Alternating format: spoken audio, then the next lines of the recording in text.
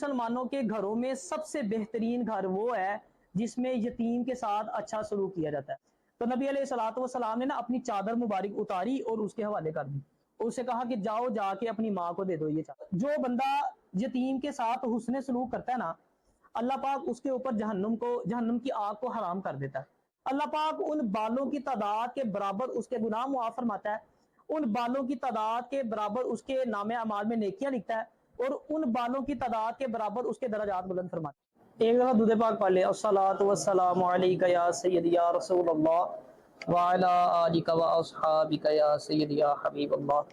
آج کا جو ہمارا موضوع ہے نا وہ ہے یتیم کے ساتھ حسن سلوک کی فضیلت۔ ایک اسٹوڈنٹ نے ریکویسٹ کی تھی کہ اس حوالے سے ایک لیکچر ارینج کیا جائے، تو آج کے لیکچر میں ایک تو ہم دیکھیں گے کہ یتیم کے ساتھ حسن سلوک کرنے کی فضیلت کیا ہے، اور یتیم کے ساتھ برا سلوک کرنے کی سزا کیا ہے، اس حوالے سے تھوڑی سی بات کریں گے۔ زمانہ جاہلیت میں نا یتیم بچوں کے اوپر بڑا ظلم کیا جاتا تھا، انہیں ان کے حقوق جو ہے نا وہ نہیں دیے جاتے تھے، اور بعض اوقات جو ہے وہ ان کا مال جو ہے وہ ضبط کر لیا جاتا تھا، ہڑپ کر لیا جاتا تھا۔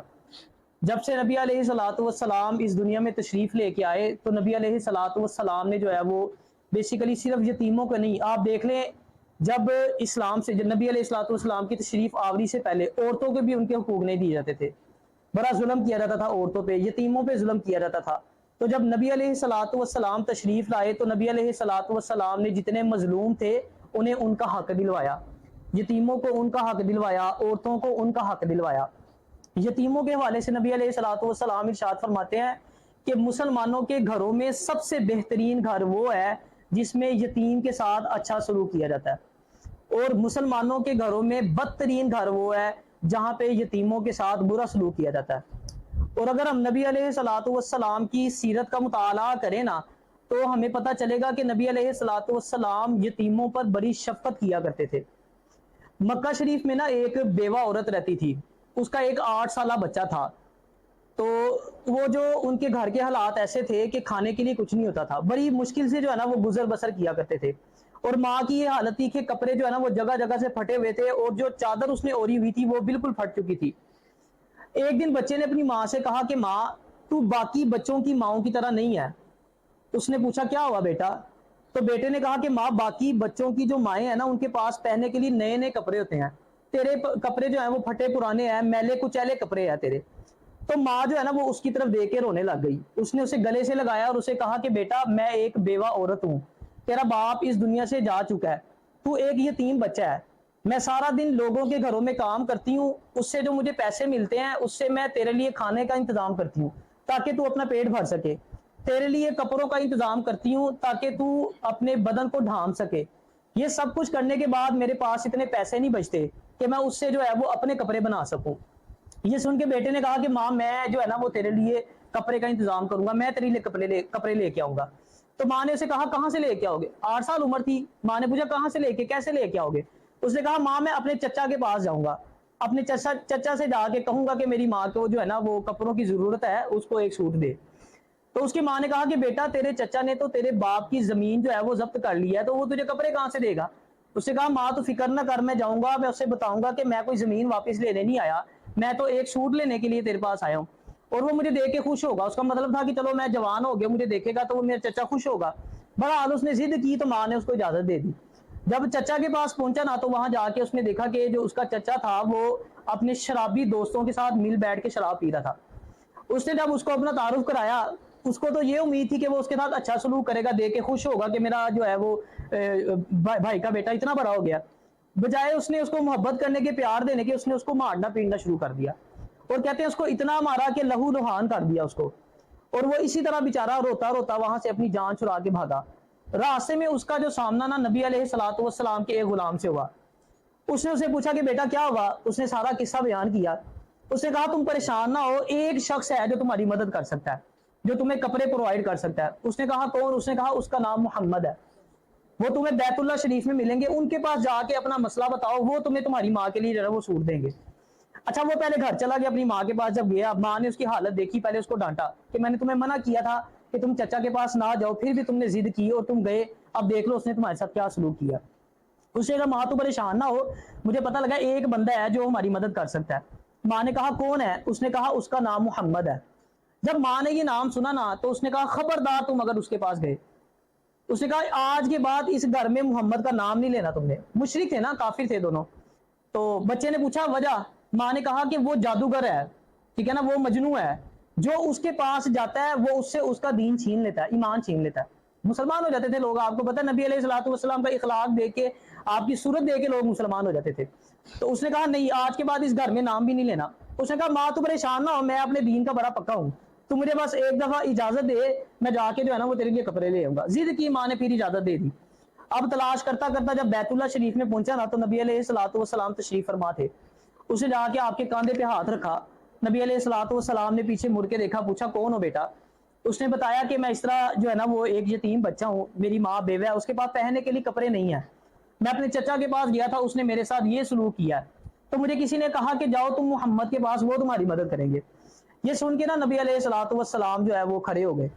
آپ کی آنکھوں میں آنسو آ گئے. آپ نے فرمایا کہ میں خود ایک یتیم بچہ ہوں، مطلب میں خود ایک یتیم ہوں، میں اسی عمر سے گزرا ہوں، مجھے پتہ ہے کہ یتیمی کی زندگی گزارنا کتنا مشکل کام ہے. تو نبی علیہ الصلوۃ والسلام نے نا اپنی چادر مبارک اتاری اور اس کے حوالے کر دی. اس سے کہا کہ جاؤ جا کے اپنی ماں کو دے دو یہ چادر، اور ساتھ اس کو گلے لگایا، اس کو محبت کی، اور اسے کہا کہ آج کے بعد بھی تمہیں کسی بھی چیز کی ضرورت ہو تو بلا جھجک میرے پاس آنا، مجھے بتانا. یعنی یہ بتانے کا مقصد ہے کہ نبی علیہ الصلوۃ والسلام ایسے یتیموں کے ساتھ اچھا سلوک کیا کرتے تھے. پھر آپ یتیم کے ساتھ حسن سلوک کی فضیلت کو اس بات سے اس کا اندازہ لگا سکتے ہیں کہ نبی علیہ الصلوۃ والسلام نے نا اپنے ہاتھ کی 2 انگلیاں ایسے ساتھ ملا کے ارشاد فرمایا. آپ نے فرمایا کہ یتیم کی کفالت کرنے والا اور میں جنت میں ایسے ساتھ ہوں گے جیسے یہ 2 انگلیاں ساتھ ہیں. اگر آپ دنیاوی اعتبار سے بھی دیکھو نا، اگر کسی کے گھر کے ساتھ صدر پاکستان کا گھر ہو یا پرائم منسٹر کا گھر ہو، وہ چورا ہو کے لوگوں کو بتاتا ہے جا کے کہ میں پرائم منسٹر کا ہمسایہ ہوں، میں صدر کا ہمسایہ ہوں. تو جس کو نبی علیہ الصلوۃ والسلام کا جنت میں پڑوس مل جائے وہ کتنا خوش نصیب ہوگا. یعنی بتانے کا مقصد ہے کہ اس کی فضیلت اتنی زیادہ ہے، اس کا اجر و ثواب جو ہے نا وہ اتنا زیادہ ہے. اسی طرح جو ہے نا وہ جو بندہ یتیم کے ساتھ حسن سلوک کرتا ہے نا، اللہ پاک اس کے اوپر جہنم کی آگ کو حرام کر دیتا ہے. حضرت عائشہ صدیقہ رضی اللہ تعالی عنہا ارشاد فرماتی ہیں کہ ایک مرتبہ میں گھر میں موجود تھی تو ایک بیوہ عورت جو ہے نا وہ اپنی 2 بچیوں کے ساتھ میرے پاس آئی، میرے گھر آئی. تو اس نے آ کے نا مجھ سے کھانا مانگا اور کہا کہ میں اور میرے بچے جو ہے نا وہ 3 دن سے بھوکے ہیں، ہم نے کچھ نہیں کھایا، تو کچھ کھانے کے لیے ہمیں دے دیں. آپ فرماتی ہیں کہ 3 کھجوریں تھی میرے پاس، تینوں کھجوریں جو ہے وہ اس کو دے دی. اس نے ایک کھجور اپنی ایک بیٹی کو دی، دوسری کھجور اپنی دوسری بیٹی کو دی. جو ایک کھجور بچی نا، ماں بھی بھوکی تھی بیچاری، اس نے ایک کھجور خود کھانا چاہی، لیکن بتایا کئی دنوں سے بھوکے تھے تو 3 کھجوروں سے کیا بننا تھا بیچاروں کا. تو آپ کے پاس بھی صرف 3 کھجوریں تھی، آپ نے تو اپنا سب کچھ اس کو دے دیا جو آپ کے پاس تھا. تو بچوں نے جب وہ 2 کھا لی نا بچیوں نے، اس کے بعد ماں نے جب کھانا چاہی نا تو بچیوں نے بھوکی تھی، اپنی کھانے کے بعد ماں کی کھجور کی طرف بھی جو ہے نا ہاتھ بڑھایا اور مطلب چھیننے کی کوشش کی. ماں کو کہا کہ ماں یہ بھی ہمیں دے دو. ماں نے وہ جو کھجور تھی نا اس کے 2 حصے کیے، 2 ٹکڑے کیے، ایک ٹکڑا ایک بیٹی کو دے دیا اور ایک ٹکڑا دوسری بیٹی کو دے دیا، اور پھر وہاں سے چلی گئی. تو جب وہ چلی گئی تو نبی علیہ الصلوۃ والسلام گھر تشریف لائے. تو حضرت عائشہ صدیقہ رضی اللہ تعالی عنہا نے سارا واقعہ آپ کو بتایا. تو جب نبی علیہ الصلوۃ والسلام نے ساری بات سنی نا تو آپ نے فرمایا کہ عائشہ، اللہ پاک نے اس عورت کو جنت میں داخل فرما دیا اور اس کے اوپر جہنم کی آگ حرام کر دیا. کس وجہ سے؟ کہ اس نے یتیم بچیوں کے ساتھ حسن سلوک کیا تھا. یعنی حسن سلوک کی، جو یتیم بچے ہیں ان کے ساتھ حسن سلوک کی دیکھیں کتنی فضیلت ہے. پھر اگر آپ چاہتے ہیں کہ آپ کا دل نرم ہو جائے تو بھی جو ہے نا وہ یتیم کے ساتھ حسن سلوک کیا کریں. ایک شخص نا نبی علیہ الصلوۃ والسلام کی خدمت میں حاضر ہوا. اس نے عرض کی کہ پیارے آقا، میرا دل جو ہے نا وہ سختی کا شکار ہو گیا، مجھے کچھ ایسا بتائیں کہ جس کی وجہ سے میرا دل نرم ہو جائے. تو نبی علیہ الصلوۃ والسلام نے اسے ارشاد فرمایا کہ اگر تو چاہتا ہے کہ تیرا دل نرم ہو جائے تو تو مسکین کو کھانا کھلایا کر اور یتیم کے سر کے اوپر ہاتھ رکھا کر. نبی علیہ الصلوۃ والسلام نے ارشاد فرمایا کہ جو بندہ کسی یتیم کے سر کے اوپر ہاتھ رکھتا ہے، صرف ہاتھ رکھتا ہے، ہاتھ پھیرتا ہے، تو اس کے ہاتھ کے نیچے جتنے بال آتے ہیں نا اس بچے کے یا بچی کے جس کے سر پہ وہ ہاتھ پھیر رہا ہے، اللہ پاک ان بالوں کی تعداد کے برابر اس کے گناہ معاف فرماتا ہے، ان بالوں کی تعداد کے برابر اس کے نام اعمال میں نیکیاں لکھتا ہے اور ان بالوں کی تعداد کے برابر اس کے درجات بلند فرماتا ہے. صرف ہاتھ پھیرنے کی بات ہو رہی ہے. اگر کوئی اس کے ساتھ حسن سلوک کرتا ہے، اس کو کھانا دیتا ہے، اس کو کپڑے دیتا ہے، اس کی کفالت کرتا ہے باقاعدہ، تو پھر آپ سوچیں کہ اس کا اجر و ثواب کتنا ہوگا.